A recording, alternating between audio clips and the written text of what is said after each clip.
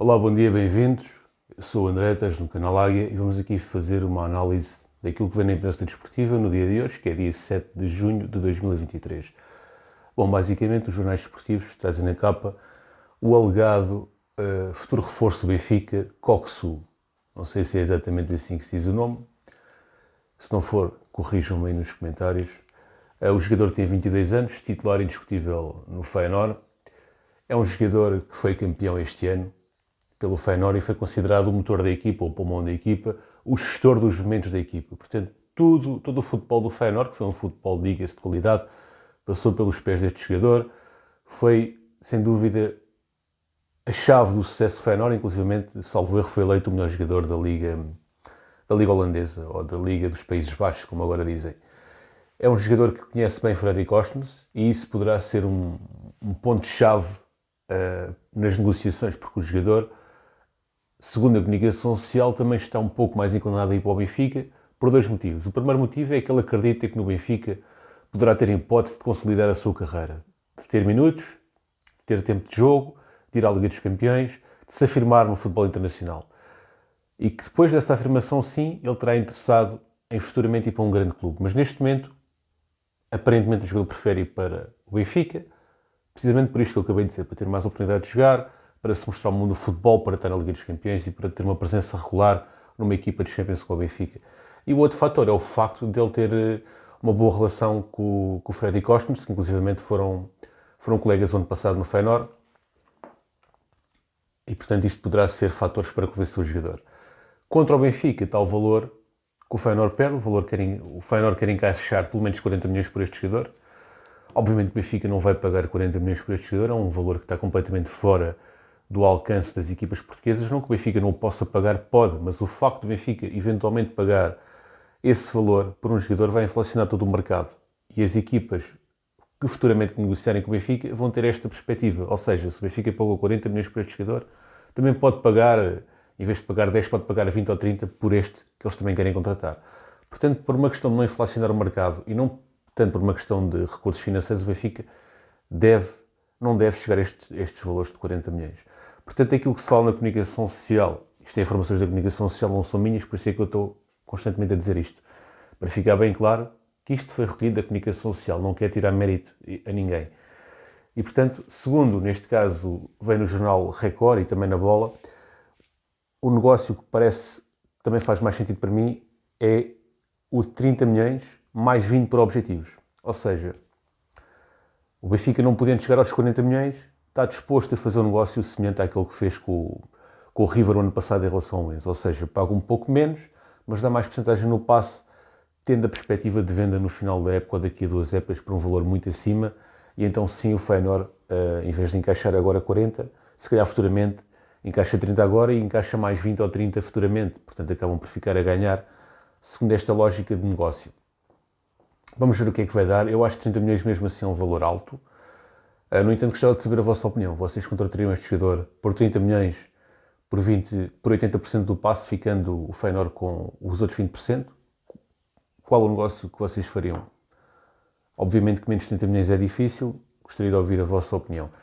Falta apenas referir que este jogador tem 1,75 m, 72 kg, joga preferencialmente com o pé direito, tem 20 internacionalizações pela seleção turca, embora tenha nascido nos Países Baixos, e 2 golos. Já está no Feyenoord, praticamente está no Feyenoord desde o início da sua carreira, é titular na equipa do Feyenoord desde 19-20 e a sua melhor época em termos de números foi esta última, 22-23, onde alcançou 12 golos e 5 assistências. Portanto, este jogador de meio campo, Coxu, vamos aqui analisar, vamos aqui ouvir a vossa opinião. Em relação também a possíveis entradas, fala-se do Ángel Di Maria, que despediu-se da Juventus, portanto, encerrou o ciclo da Juventus. É um jogador que já tem 35 anos, que tem tido uma carreira bastante interessante no futebol europeu. Ele chegou à Europa pela mão do Benfica no ano 2007 e permaneceu até 2010, naquela época famosa em que sagrou-se campeão, na época do rolo compressor, em que fez ali uma asa esquerda, com Fábio Coentrão como defesa esquerdo e ele como extremo esquerdo, muito positivo e que foi considerado a melhor asa esquerda da Europa no ano 9-10, onde ele fez 10 gols e 17 assistências pelo Benfica. É um jogador que os adeptos do Benfica gostam. No seu primeiro ano do Benfica teve tapado por Reis, que infelizmente já faleceu, mas depois da saída de Reis, ele, apesar de na primeira época ter feito, aliás, apesar de ele ter feito sempre muitos jogos no Benfica, quando o Reis esteve no Benfica, ele fazia a partir do banco de suplentes a maior parte das vezes. Só com a saída de Reis é que ele afirmou-se no Benfica, de facto, e foi um jogador importante para o Benfica, sem dúvida, mas não me parece neste momento o Benfica tenha possibilidades de o contratar porque ele tem um salário muito alto. Ele, a seguir ao Benfica, foi para o Real Madrid, depois ainda passou pelo Paris Saint-Germain, onde teve lá várias épocas, e agora esteve na Juventus, onde ainda fez 40 jogos, não todos como titulares, é verdade, 8 assistências e 7 golos. Fez apenas uma época da Juventus, mas foi uma época boa nas Juventus, e ele tem interesses de vários clubes, inclusivamente de clubes da Arábia, e portanto vai ser difícil o Benfica conseguir contratá-lo, a não ser que ele esteja disposto a baixar o salário. Também gostaria de saber a vossa opinião. Vocês acham que o Di Maria é uma real possibilidade para o Benfica ou não? Vocês o contratariam, não contratariam? Qual é que seria a vossa decisão em relação a este jogador? Em relação a saídas, agora a notícia mais recente que surgiu é o Florentino, que podia sair por 40 milhões.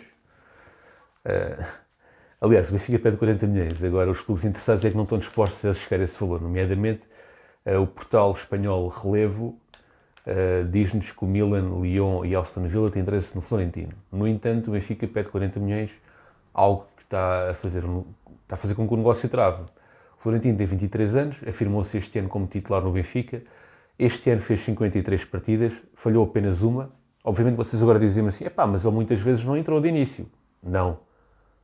Nesta reta final houve muitas vezes que não entrou de início. Mas participou sempre nos jogos. Portanto, ele em participações de jogos tem 53.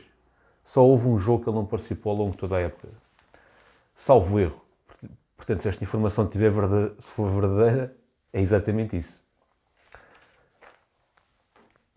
Em relação também ao Veríssimo, surgiram notícias no Brasil que o Veríssimo pode sair para o Flamengo. O Veríssimo é um jogador que no Benfica adaptou-se bem ao esquema de 3 centrais, também a jogar numa dupla também jogou bem, das poucas vezes que jogou, mas teve uma lesão grave que o impediu de se afirmar. Entretanto o Morato passou-lhe à frente, o António Silva passou-lhe à frente e neste momento é o quarto central do Benfica. Se não ser Otamendi, é o quarto central do Benfica, se ser Otamendi é o terceiro. Mas normalmente costuma-se dizer que quando acaba uma época e começa outra, tudo começa do zero. Portanto, o Veríssimo poderá ter aqui uma nova oportunidade na pré-época, ou poderá sair. Aparentemente o Flamengo está interessado nele. O Flamengo quer despassar o Rodrigo Caio e um outro jogador e, portanto, quer contratar um defesa central de créditos firmados. E o Sampaoli, que treina o Flamengo, conhece muito bem o Veríssimo porque o Sampaoli treinou o Veríssimo no Santos. E quando o Sampaoli estava no Santos, era o Veríssimo e mais 10.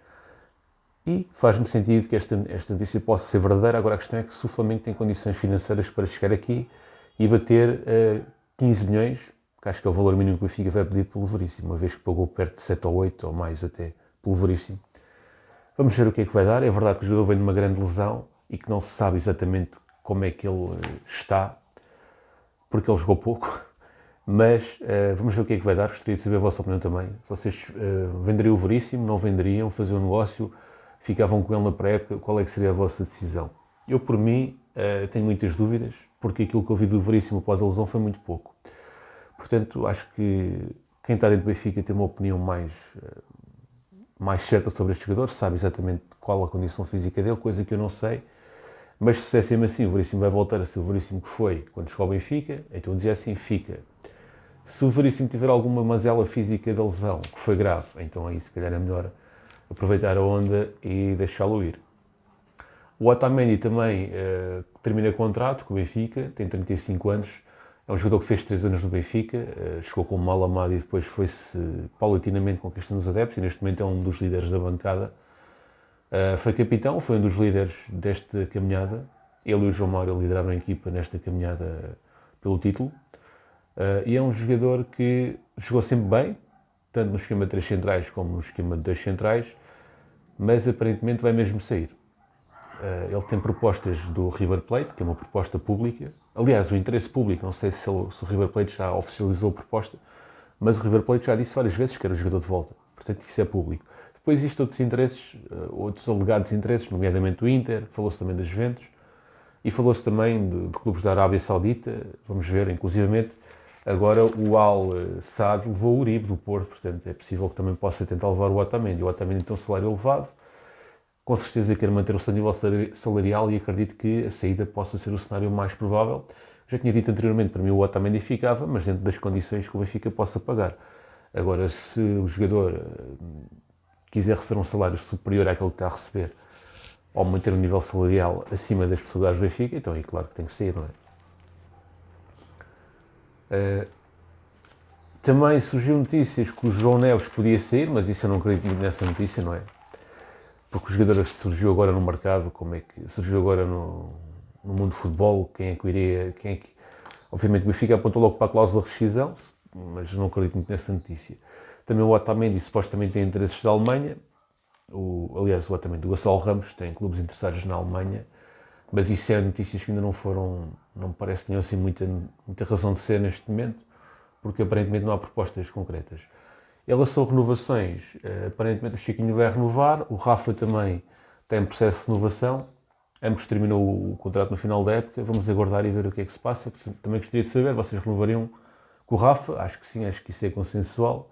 Com o Chiquinho, também gostaria de saber se vocês renovariam com o Chiquinho ou não. Pessoal, forte abraço, fiquem bem, viva o Benfica e até para a próxima.